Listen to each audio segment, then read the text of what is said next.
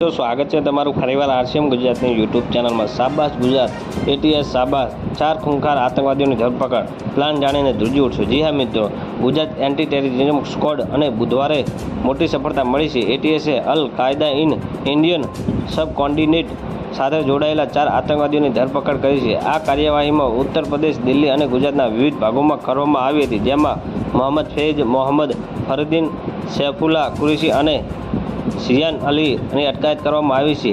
ગુજરાતના એટીએસને આતંકવાદી વિશે ગુપ્ત માહિતી મળી હતી, જેના વિશે તેમને તેમના ઘરની સામેથી ધરપકડ કરવામાં આવી છે। જી હા મિત્રો, આતંકવાદીની પૂછપરછ કરવામાં આવી રહી છે અને આ કેસમાં વધુ ધરપકડો થઈ શકે છે।